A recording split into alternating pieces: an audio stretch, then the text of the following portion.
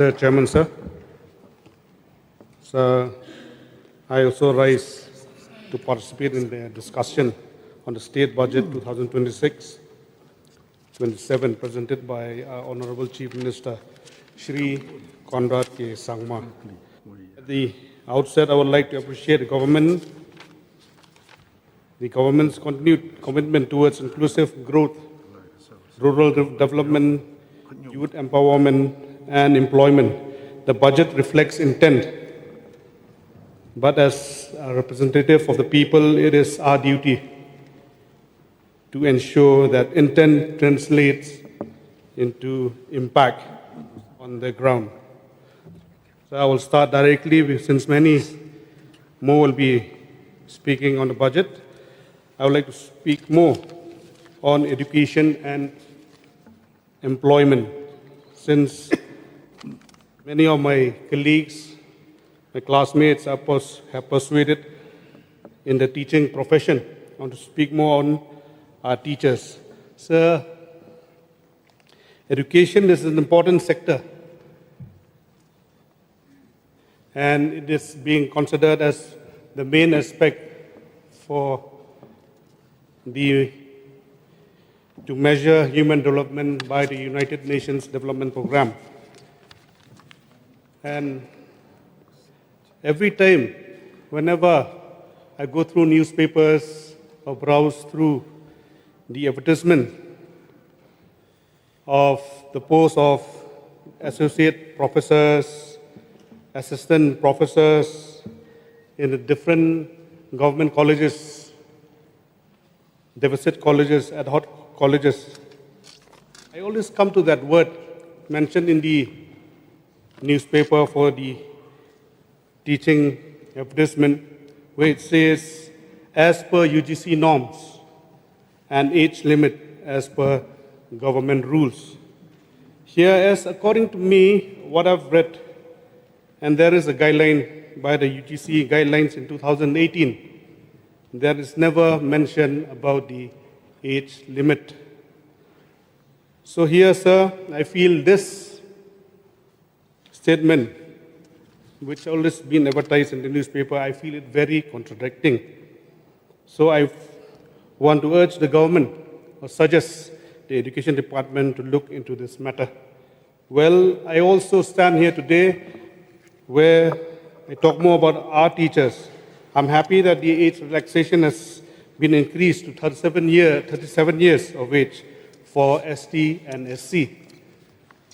But in the recent clipping, which I saw in the newspaper, an advertisement for an associate professor, assistant professor in the state of Arunachal Pradesh, with 37 years of age for ST, but they've added another 5 years more for the candidates of that particular state, Arunachal Pradesh. So I urge the Education Department to look into this matter and also give more of an age relaxation to the people of our state who are pursuing on the teaching profession. And also, why I want to speak more on this, because at times there are teachers who have finished the master's,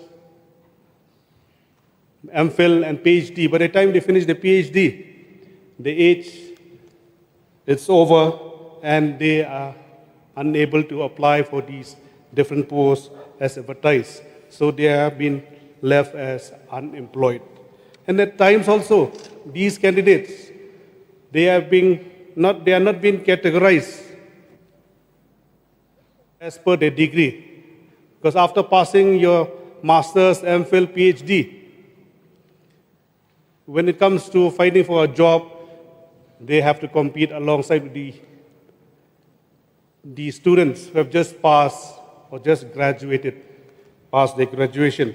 So I feel it's unfair. I feel the government or the education department should strategically put a level for these candidates, a certain degree for masters, the MPhil or the PhD candidates. Well, I feel the age relaxation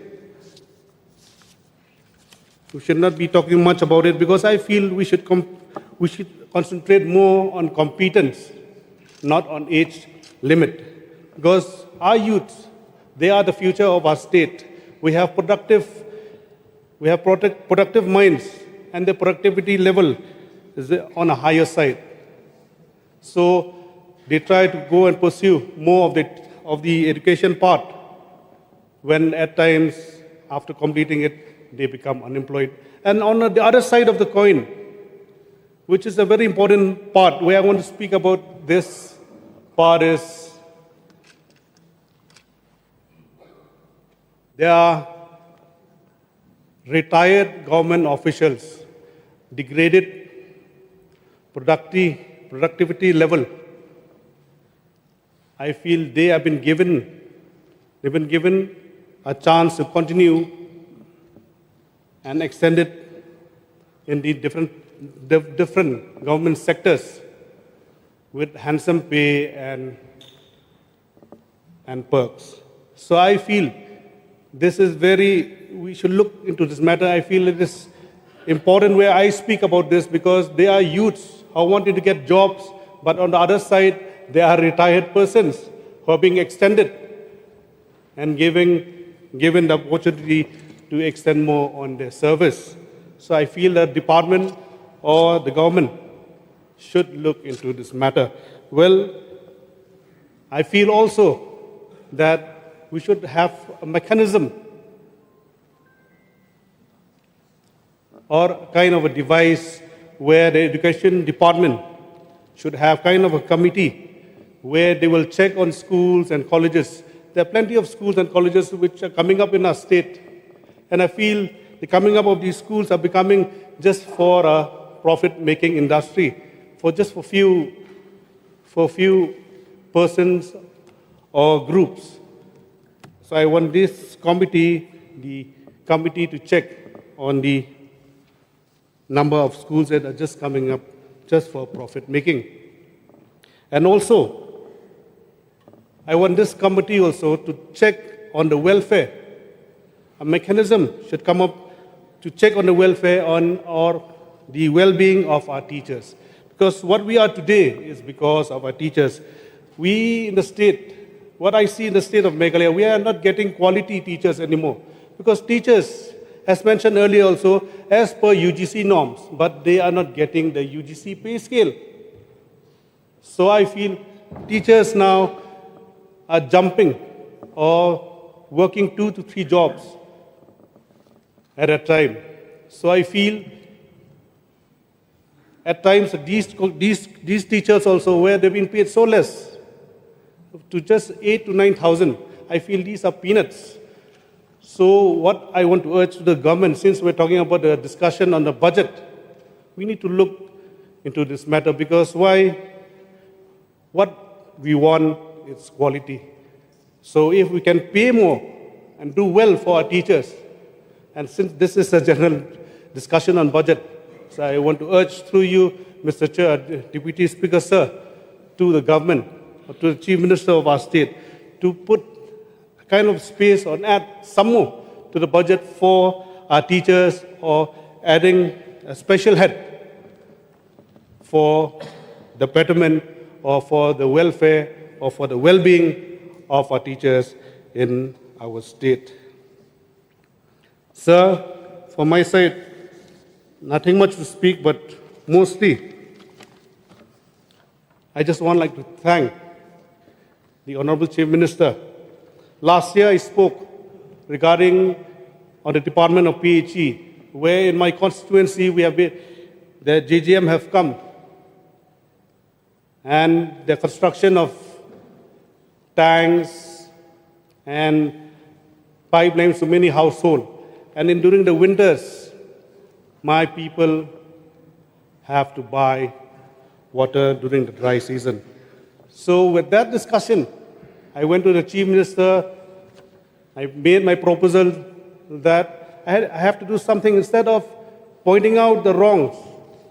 I feel I need to do something for my part. So I went to the Chief Minister, spoke about this problem which I'm having in my constituency.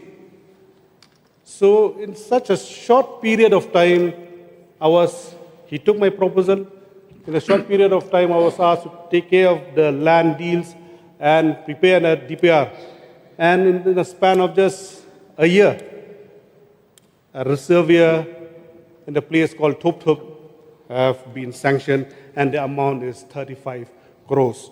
So I'd like to thank Chief Minister for that. And also, regarding sports, I've been talking to the Chief Minister. I'll be talking more because we'll be having a program on the 13th of March.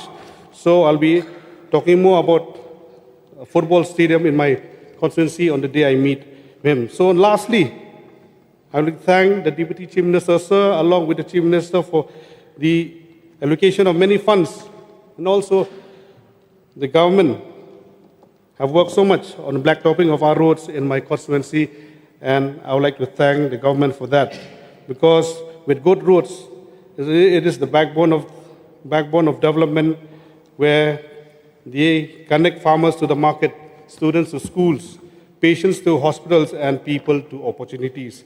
And lastly, from my side, and also from the people of my constituency, I would like to thank the government, the Chief Minister, for these projects which have been sanctioned in my constituency. And I want to conclude with this thought. Development is not measured by promise made, but by lives touched and improved. With this note, I'd like to thank you, Mr. Speaker, sir. I now resume my seat.